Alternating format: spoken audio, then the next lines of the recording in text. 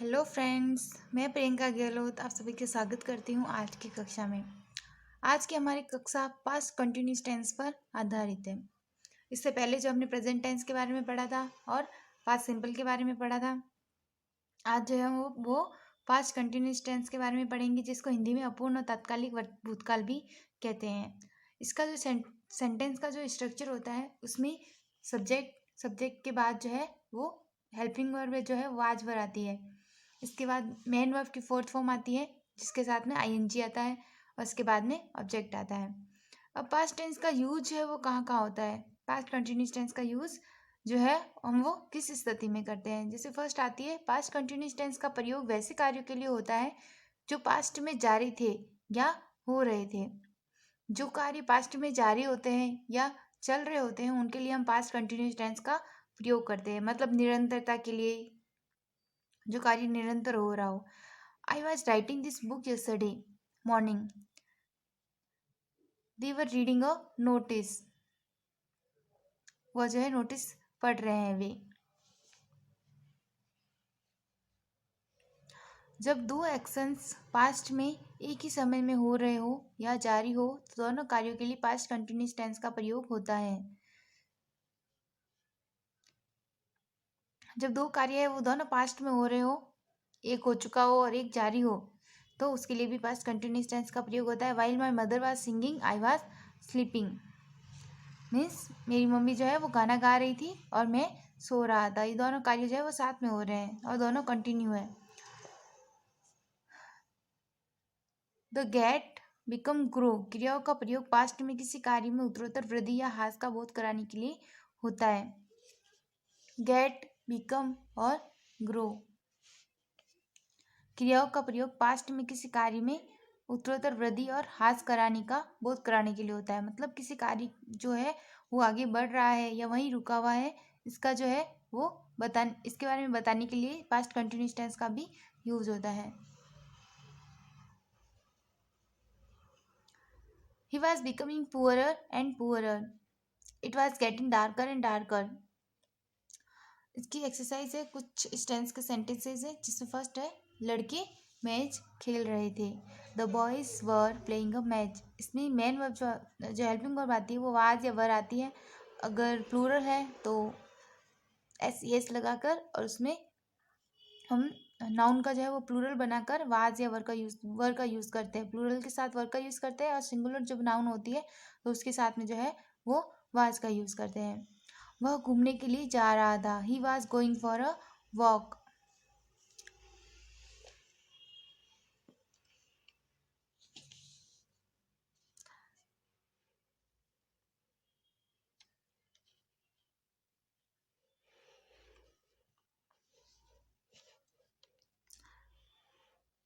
दर्जी कपड़े सी रहा था। The tailor was sewing clothes.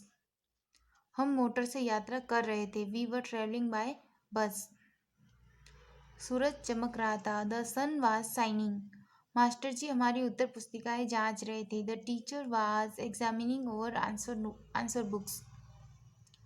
वह अपना सामान बांध रहा था। He was packing his luggage. देखिए इसमें पास्ट टेंस की जगह जो में वर्ब जो है वो वाज वर्ब यूज़ की गई है और साथ में जो है वर्ब की आईएनजी फॉर्म आती है, जिस फोर्थ फॉर्म होती है वो आती है। इसके बाद आता है पास्ट परफेक्ट टेंस।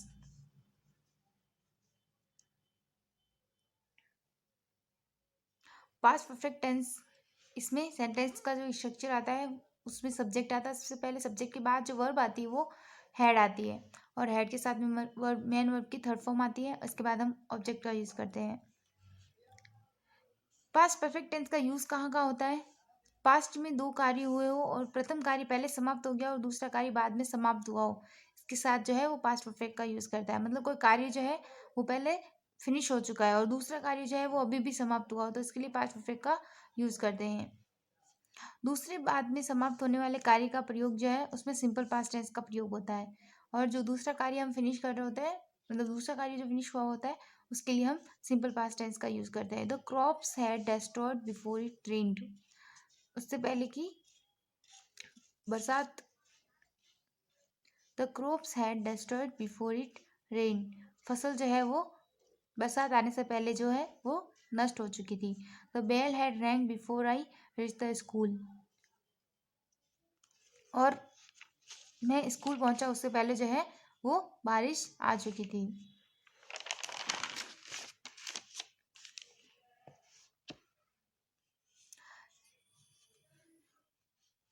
इस प्रकार के वाक्यों में when, after, before, until, as soon as का प्रयोग होता है। और ये जो पास्ट परफेक्ट के कुछ सेंटेंसेस होते हैं, इसमें जो कुछ मेन वर्ड्स होते हैं वो होते हैं when, after, before, until, as soon as, ऐसे वर्ड्स का जो है वो यूज़ किया जाता है।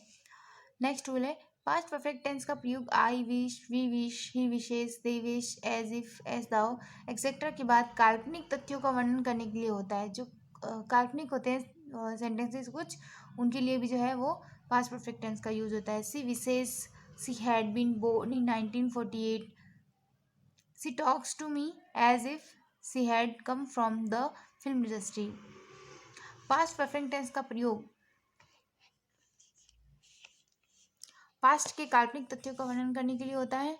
और जब हम किसी इमेजिनरी फैक्ट के बारे में बात करते हैं तो सेंटेंस का स्ट्रक्चर चेंज हो जाता है। और उसके अंदर जो सेंटेंस का जो स्ट्रक्चर होता है उसके अंदर सबसे पहले हम इफ़ का यूज़ करते हैं। सेंटेंस स्टार्ट में इफ़ का यूज़ करते हैं, उसके बाद हम सब्जेक्ट का यूज़ करते हैं। सब्जेक्ट के बाद जो वर्ब है, हेल्पिंग वर्ब है, वो सेम ही रहेगी, हैड का यूज़ करेंगे। और मेन वर्ब जो है वो थर्ड फॉर्म आएगी। इसके बाद हम कॉमा का यूज़ करते हैं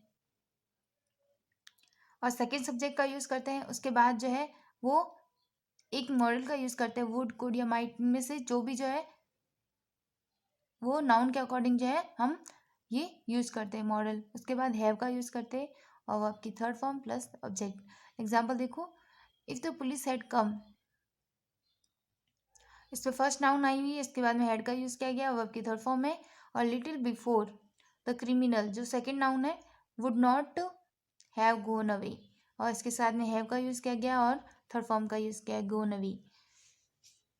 यदि पास्ट में किसी कार्य के होने की उम्मीद की गई पर पूरा न हुआ हो को अभिव्यक्त करने के लिए सामान्यतः verbs hope, expect, think, mean, intend, suppose, want का प्रयोग होता है और पास्ट परफेक्ट टेंस का प्रयोग होता है। कुछ वर्ब्स हैं जिनके साथ में पास्ट परफेक्ट टेंस का प्रयोग होता है। मीन्स हमने कोई एक्सपेक्ट किया हो और वो चीज़ जो है वो कार्य जो है वो पूरा ना हुआ हो। Hope, expect, think, mean, intend, suppose, want आदि जो वर्ड्स है इनके साथ इनके साथ जो है वो पास्ट परफेक्ट टेंस का यूज़ होता है। नेक्स्ट आता है पास्ट परफेक्ट कंटिन्यूस टेंस। इसका सेंटेंस जो स्ट्रक्चर है इसमें पास्ट परफेक्ट में तो जो है वो सिर्फ हेड का यूज़ करते हैं और पास्ट परफेक्ट कंटिन्यूस में जो है हेड के साथ बीन लगाकर उसका यूज़ करते हैं। बाकी जो है वो सेंटेंस स्ट्रक्चर सब्जेक्ट आता है सबसे पहले, उसके बाद हेड बीन का यूज़ होता है और वर्ब की फोर्थ फॉर्म में आईएनजी वाली फॉर्म आती है। फोर्थ फॉर्म का मतलब क्या होता है? आईएनजी वाली फॉर्म। और इसके बाद ऑब्जेक्ट आता है फोर और सिंस। फोर का पीरियड ऑफ टाइम के लिए और पॉइंट ऑफ टाइम के लिए जो है वो सिंस का यूज़ होता है। और इसके बाद जो है हम टाइम लिखेंगे।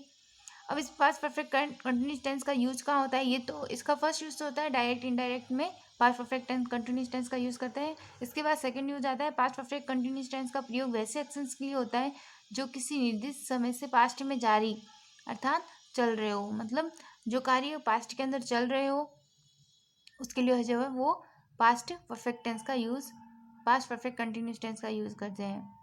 His elder sister had been dancing for 2 hours, she had been singing a song.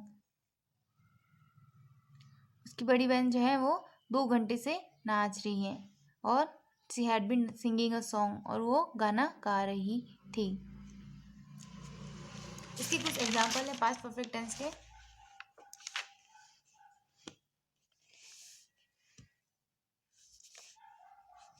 बच्चा बहुत देर से रो रहा था। The child had been weeping for a long time. मैं सोमवार से आपकी प्रतीक्षा कर रहा था। I had been waiting for you since Monday. बेचारा मजदूर सुबह से काम कर रहा था। The poor labourer had been working since morning. यह छात्र कई दिन से बीमार था। The student had been ill for many days. वह जुलाई से स्कूल जा रहा था। He had been going to school since July. अच्छा दोस्तों, आज का मेरा आपको वीडियो कैसा लगा? चैनल को लाइक और सब्सक्राइब ज़रूर कीजिएगा और नेक्स्ट वीडियो जो है उसमें हम फ्यूचर टेंस के बारे में पढ़ेंगे। Thank you.